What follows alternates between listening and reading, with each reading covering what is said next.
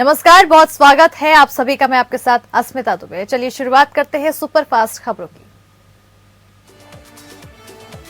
प्रधानमंत्री नरेंद्र मोदी ने चुनाव की घोषणा के बाद आज अपने संसदीय क्षेत्र वाराणसी के बूथ लेवल बीजेपी कार्यकर्ताओं से वर्चुअल संवाद किया है। पीएम मोदी ने कार्यकर्ताओं को चुनाव के लिए मंत्र भी दिए और कहा कि हम हर बूथ के अंदर एक कंपटीशन करें। हम देखना चाहते हैं कि कौन सा पोलिंग बूथ कितना माइक्रो डोनेशन कर सकता है। हमारा मकसद पैसा इकट्ठा करना नहीं, लोगों को जोड़ना है। 15 दिन के भीतर ये कंपटीशन होना चाहिए। पीएम मोदी ने कहा कि हमें संगठन का विस्तार करना है और कार्यकर्ता का भी विकास करना है। चुनाव के समय एक एक वोट की कीमत समझनी है। मोदी ने कार्यकर्ताओं से कहा है कि किसानों को समझाएं कि बीजेपी ने उनके लिए क्या क्या किया। पीएम मोदी ने कहा कि हम जहां पहुंचे हैं वहां पहुंचने के लिए 3 पीढ़ियां खप गई है। नमो ऐप के कमल पुष्प में जनसंघ के नेताओं की बातें हमने रखी चाहिए। समाजवादी पार्टी प्रमुख अखिलेश यादव ने बड़ा चुनावी ऐलान किया है। लखनऊ में मंगलवार को प्रेस कॉन्फ्रेंस करके अखिलेश यादव ने जीतने पर 300 यूनिट मुफ्त बिजली देने का वादा किया है। उन्होंने कहा है कि जिन लोगों के बिजली के बिल ज्यादा आए हैं वो आएं और अपना नाम लिखवाएं और सपा की सरकार बनने पर उन्हें 300 यूनिट बिजली फ्री दी जाएगी। अखिलेश यादव ने कहा है कि जिसे 300 यूनिट फ्री बिजली चाहिए वो अपना नाम लिखकर फॉर्म जमा करे। उधर दागी प्रत्याशियों को लेकर भी अखिलेश यादव ने बीजेपी पर निशाना साधा और कहा कि अब तक सबसे ज्यादा दागी नेता बीजेपी में है।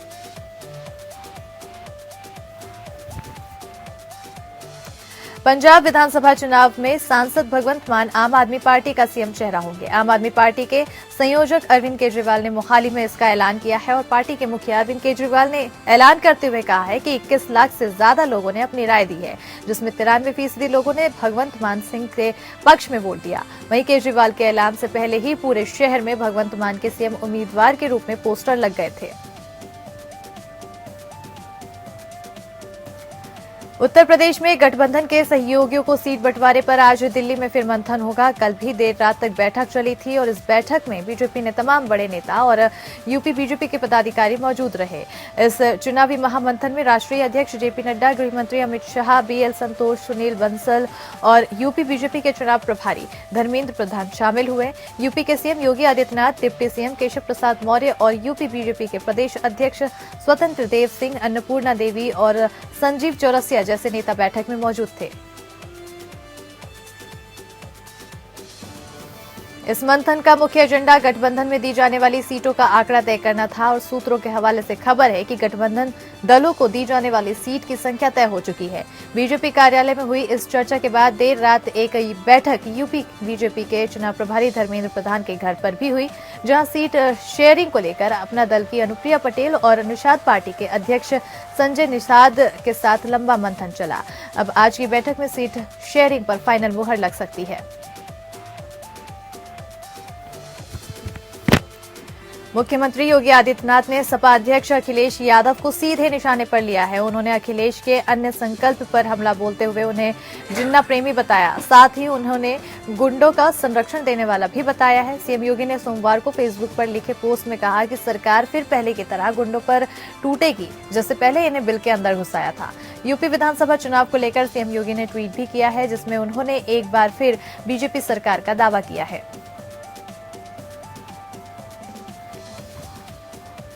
सीएम योगी ने ट्वीट में लिखा है कि मैं प्रदेशवासियों को आश्वस्त करता हूं कि जनता जनार्दन के आशीर्वाद से जब 10 मार्च को भारतीय जनता पार्टी पुनः प्रचंड बहुमत के साथ सरकार बनाएगी तो वो फिर से पेशेवर गुंडों और अपराधियों पर वैसे ही टूटेगी जैसे पहले इन्हें बिल के अंदर घुसाया था। एक अन्य ट्वीट में उन्होंने सपा अध्यक्ष अखिलेश यादव पर निशाना साधते हुए सीएम योगी से कहा है कि दंगाइयों, अपराधियों और आतंकवादियों का हाथ थामने वाले लोग आज अन्न को हाथ में लेकर अन्नदाता के हितचिंतक होने का स्वांग कर रहे हैं।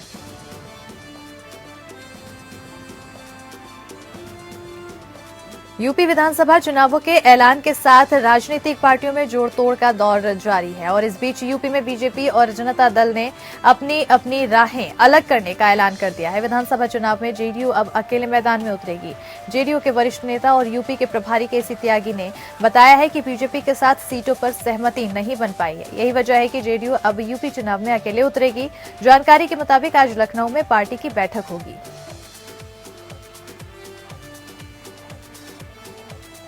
उत्तराखंड विधानसभा चुनाव से ठीक पहले बीजेपी से निष्कासित किए गए पूर्व कैबिनेट मंत्री हरक सिंह रावत आज एक बार फिर कांग्रेस में वापसी कर सकते हैं। हरक सिंह रावत के साथ उनकी बहू अनुकृति भी कांग्रेस ज्वाइन कर सकती हैं। रावत अपनी बहू के साथ आज दिल्ली में दोपहर के समय बड़े नेताओं की मौजूदगी में कांग्रेस का हाथ थाम सकते हैं।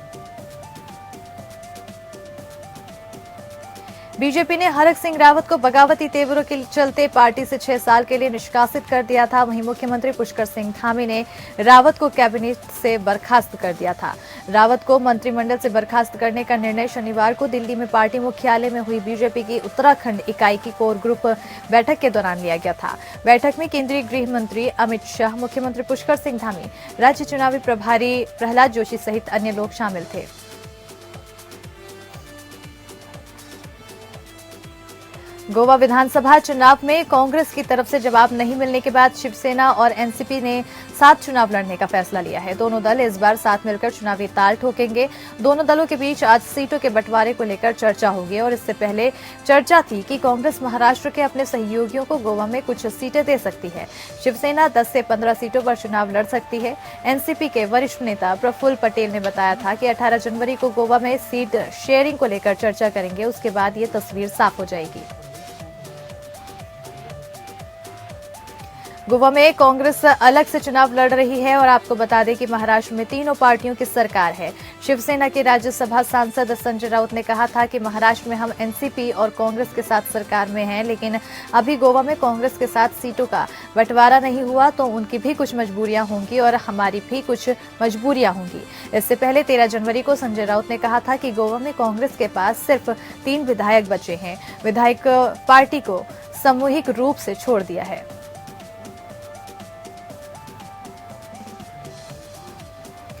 देश में कोरोना के नए मामलों में पिछले 24 घंटे के दौरान गिरावट दर्ज की गई है। राष्ट्रीय राजधानी दिल्ली और आर्थिक नगरी मुंबई में भी पिछले 2-3 दिन में संक्रमण के मामले कम हो रहे हैं। हालांकि चिंता की बात यह है कि देश में संक्रमण दर बढ़ रहे हैं। मौजूदा वक्त में ये 20% के करीब पहुंच गई है।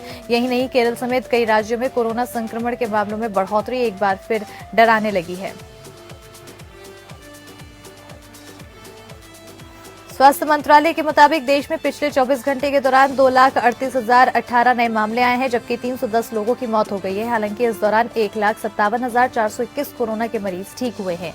कल की तुलना में आज कोरोना के 20,071 कम मामले आए हैं। बीते दिन कोरोना के 2,58,089 नए मामले सामने आए थे और इसके बाद देश में कोरोना के कुल सक्रिय मामलों की संख्या अब बढ़कर 17,36,628 हो गई है। संयुक्त राष्ट्र के महासचिव एंटोनियो गुतेरेस ने विश्व नेताओं से 2022 को सुधार का सही अवसर बनाने का आह्वान किया है। उन्होंने कहा है कि कोविड-19 महामारी का सामना समानता और निष्पक्षता के साथ किया जाना चाहिए। साथ ही उन्होंने चेताया है कि जब तक हम दुनिया के हर व्यक्ति का टीकाकरण करने में विफल रहेंगे, इसके कोरोना के नए वेरिएंट आते रहेंगे। ये वेरिएंट लोगों के जीवन और अर्थव्यवस्था को ठप करते रहेंगे।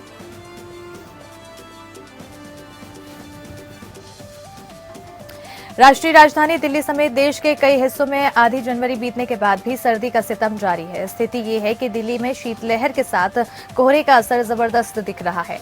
मौसम विभाग के मुताबिक अगले 2 दिन भी इससे राहत मिलने वाली नहीं है।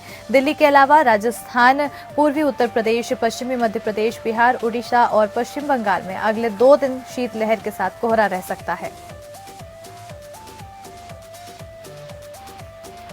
कानपुर में सोमवार देर रात बंद घर में 5 डकैतों ने धावा बोल दिया। अमेरिका में रह रहे मकान मालिक 2 इंजीनियर भाई ने सीसीटीवी कैमरे के जरिए उन्हें घर में घुसते देखा तो पड़ोसियों को फोन कर दिया।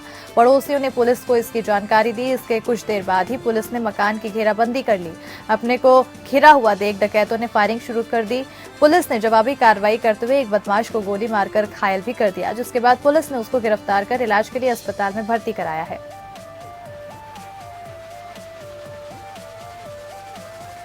पुलिस अधीक्षक प्रतापगढ़ सतपाल अंतिल के कुशल निर्देशन में जनपद प्रतापगढ़ में आगामी विधानसभा चुनाव को देखते हुए सभी थानों पर सभी अधिकारी कर्मचारियों के द्वारा युद्ध स्तर पर सभी ग्राम अपराध रजिस्टर नंबर 8 का अवलोकन कर अपराधियों और चुनाव में गड़बड़ी करने वाले असामाजिक तत्वों को कार्रवाई के लिए चिन्हित कर दिया गया है और आपराधिक गतिविधियों में लिप्त व्यक्तियों की सूची बनाकर गैंगस्टर और गुंडा एक्ट के जरिए कार्रवाई की जा रही है।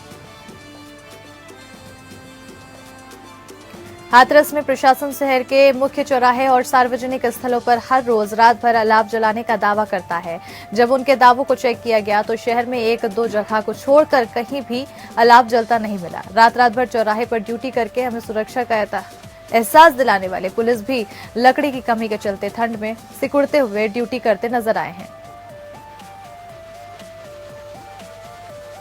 हापुड़ विधानसभा में विधानसभा चुनाव के लिए नामांकन प्रक्रिया शुरू हो गई है और धलौना विधानसभा से विधायक असलम चौधरी ने सपा और आरएलडी गठबंधन प्रत्याशी के रूप में नामांकन किया है। विधायक असलम चौधरी ने अपने प्रस्तावकों के साथ पहुंचकर नामांकन किया। हापुड़ जनपद में 10 फरवरी को विधानसभा चुनाव के लिए मतदान होना है। वहीं नामांकन के लिए किसी भी पार्टी के प्रत्याशी को किसी प्रकार से कोई परेशानी न हो, इसके लिए लगातार अधिकारी नामांकन स्थल का निरीक्षण कर रहे हैं।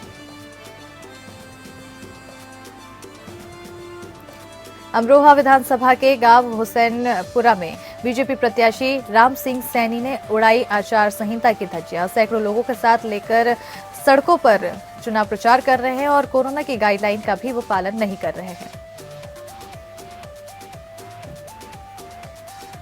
यूपी के संत कबीर नगर में डीएम कार्यालय के जिला कोषागार कार्यालय में सहायक लेखाकार के पद पर तैनात अवधेश कुमार मिश्र को एंटी करप्शन टीम ने 20,000 रुपए घूस लेते हुए रंगे हाथ गिरफ्तार किया है। एंटी करप्शन टीम ने अवधेश कुमार मिश्र को शहर कोतवाली में ले जाकर आगे की कार्रवाई शुरू कर दी है। शिकायतकर्ता ने बताया है कि उनके पिता के देहांत के हो जाने के बाद उनकी माता को पेंशन के एरिया के रूप में आए 1,24,000 रुपए के भुगतान के लिए सहायक लेखाकार अवधेश कुमार मिश्र ने पीड़ित से 20,000 रुपए की मांग की थी। कौशाम्बी में कोविड प्रोटोकॉल और आचार संहिता उल्लंघन में चायल विधायक के खिलाफ केस दर्ज किया गया है। बीजेपी विधायक ने 2 दिन पहले स्कूटी वितरण का कार्यक्रम आयोजित कराया था। मामले में अपर पुलिस अधीक्षक समर बहादुर सिंह ने बताया था कि थाना कोखराज में एक मुकदमा पंजीकृत किया गया था, जिसमें एक वीडियो वायरल हुआ था। वीडियो में आचार संहिता का उल्लंघन और कोविड नियमों का उल्लंघन भी किया जा रहा है।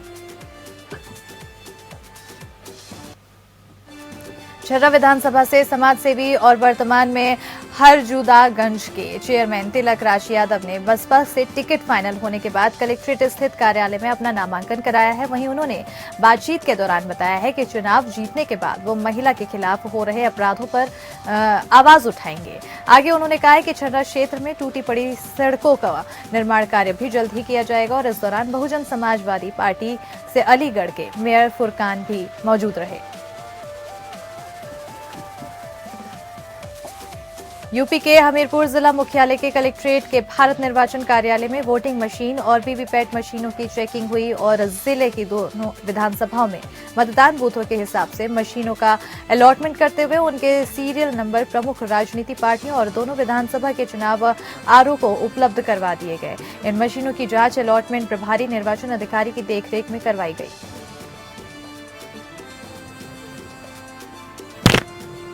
Kushinagar civil court bar association Kasia में पदाधिकारियों का शपथ ग्रहण कार्यक्रम कोरोना के देखरेख में संपन्न हुआ है और इस दौरान जिला जज अशोक कुमार सिंह द्वारा नवनिर्वाचित पदाधिकारियों को शपथ दिलाई गई है। जिला जज ने बार एवं बेंच के बीच समन्वय होने पर जोर देते हुए कहा कि वादकारियों के हित के लिए कार्य कर उनमें न्याय के प्रति भरोसे की भावना को बढ़ाना अधिवक्ताओं की महत्वपूर्ण भूमिका है।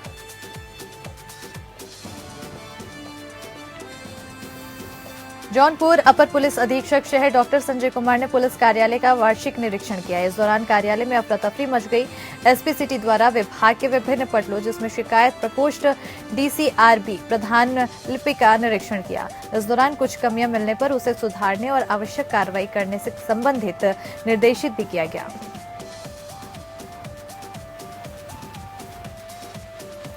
हरदोई के पिहानी कोतवाली के एक गांव में 13 साल की किशोरी के साथ गैंगरेप की घटना सामने आई है, जिसके बाद पूरे मामले की जानकारी देते हुए एएसपी दुर्गेश कुमार सिंह ने बताया है कि मामले में एफआईआर दर्ज कर ली गई है। पीड़िता का मेडिकल कराया गया है और 164 के बयान की कार्रवाई की जा रही है।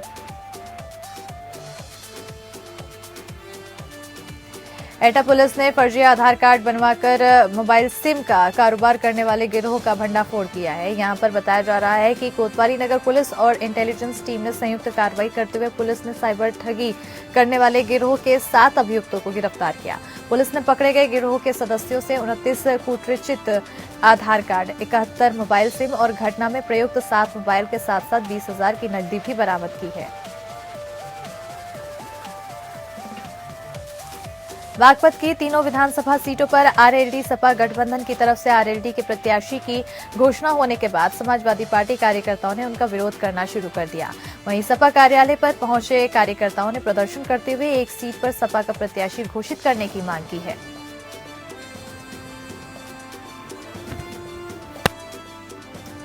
अयोध्या की रोनाही पुलिस और क्राइम ब्रांच पुलिस को अंतरजनपदीय ऑटो लिफ्टर गैंग को पकड़ने में बड़ी सफलता हाथ लगी है। इस ऑटो लिफ्टर गैंग ने 5 शातिर अपराधी समेत 7 लोगों को गिरफ्तार किया है। गिरफ्तार होने वालों में चोरी का सामान खरीदने वाला आदमी और एक कबाड़ी भी गिरफ्तार हुआ है। पकड़े गए अपराधियों में सुल्तानपुर का एक हिस्ट्री शीटर भी शामिल है।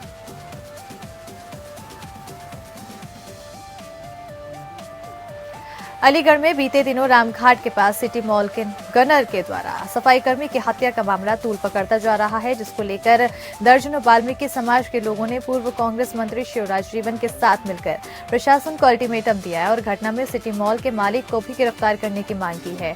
वहीं दिए गए ज्ञापन में शिवराज जीवन ने प्रशासन पर मॉल के मालिक को बचाने का आरोप लगाया है। अयोध्या में आदर्श आचार संहिता के तहत कानून व्यवस्था सुचारू रूप से ठीक रहे, इसके लिए एसएसपी शैलेश पांडे संवेदनशील मोहल्ले में पुलिस बल के साथ सड़कों पर उतरे हैं। एसएसपी शैलेश पांडे ने संवेदनशील मोहल्लों में रूट मार्च करके लोगों के अंदर निष्पक्ष चुनाव कराए जाने को लेकर संदेश दिया। इस दौरान राह चलते लोगों को कोविड नियमों के पालन के तहत मास्क लगाने के लिए भी प्रेरित किया। पीलीभीत में शराब की खबर मिलने पर छापेमारी करने गई पुलिस के साथ वहां मौजूद लोगों के साथ हाथापाई हुई, जिसका वीडियो सोशल मीडिया पर जमकर वायरल हो रहा है। यहां पर बताया जा रहा है कि छापेमारी करने आई पुलिस ने महिलाओं के साथ मारपीट की है। इतना ही नहीं, पुलिस पर आरोप है कि इस दौरान महिला पुलिसकर्मी भी मौजूद नहीं थी। ये पूरा मामला रानीगंज गांव का बताया जा रहा है। मुरादाबाद में 1,40,000 रुपए की ठगने वाले आरोपी को थाना सिविल लाइन पुलिस ने गिरफ्तार किया है। पुलिस ने आरोपी के पास से एक मोबाइल फोन, 2 आधार कार्ड, 1,32,000 रुपए, 3 एटीएम कार्ड, 3 चेकबुक और 5 सिम बरामद किए हैं। प्रेस कॉन्फ्रेंस कर एसएसपी ने इसका खुलासा किया। और आपको बता दें कि सिविल लाइन क्षेत्र के अगवानपुर निवासी एक युवक ने शनिवार को थाना सिविल लाइन पर कागज का गद्दा बेचकर मोटा मुनाफा कमाने का झांसा देकर 1,40,000 की ठगी करने वाले के खिलाफ तहरीर की थी। मैनपुरी में एसपी अशोक कुमार राय के नेतृत्व में अर्धसैनिक बल और बड़ी संख्या में पुलिस बल ने फ्लैग मार्च किया। एसपी ने पुलिस बल और अर्धसैनिक बल के साथ शहर में विभिन्न स्थानों का निरीक्षण किया और लोगों से बातचीत कर आगामी विधानसभा चुनाव को सकुशल संपन्न कराने की अपील की।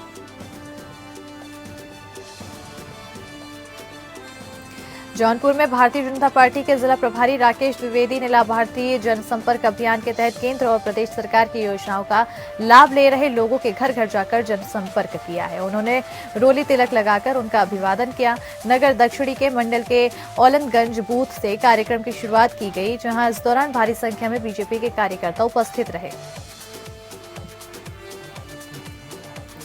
जालौन के कोतवाली कल्पी क्षेत्र के जोलहूपुर मार्ग पर एक अज्ञात महिला का शव मिला है। शव मिलने से वहां सनसनी फैल गई। शव मिलने की सूचना लोगों ने पुलिस को दी। सूचना पर पहुंची पुलिस और फॉरेंसिक टीम ने शव को कब्जे में लेकर पोस्टमार्टम के लिए भेज दिया है और हत्या की वजह को तलाशना शुरू कर दी है और साथ ही पुलिस सीसीटीवी के आधार पर तफ्तीश कर रही है।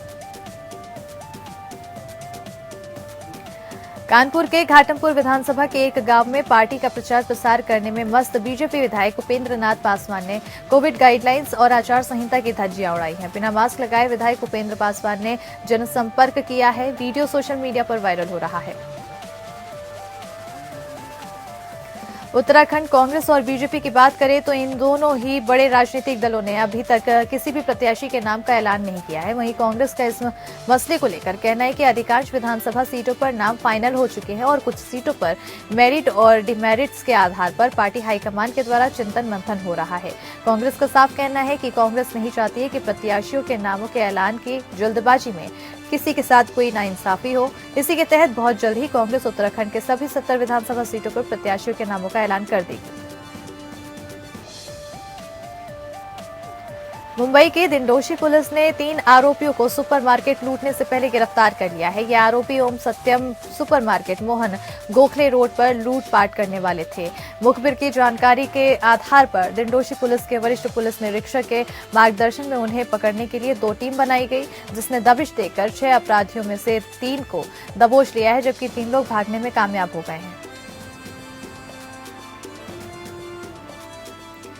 आम आदमी पार्टी सुप्रीमो अरविंद केजरीवाल द्वारा पंजाब के मुख्यमंत्री के चेहरे की घोषणा के बाद पार्टी कार्यकर्ताओं में खुशी की लहर दौड़ गई है। अरविंद केजरीवाल की लाइव घोषणा को सुनने के लिए मोगा में पार्टी कार्यालय के बाहर 20 फुट बड़ी स्क्रीन के साथ बड़ी संख्या में कार्यकर्ता जमा हो गए और लाइव प्रसारण देखा साथ ही जैसे ही भगवंत मान के नाम की घोषणा हुई, कार्यकर्ताओं ने पटाखों और ढोल बजाकर आपको बता दें खुशी अपनी जाहिर की।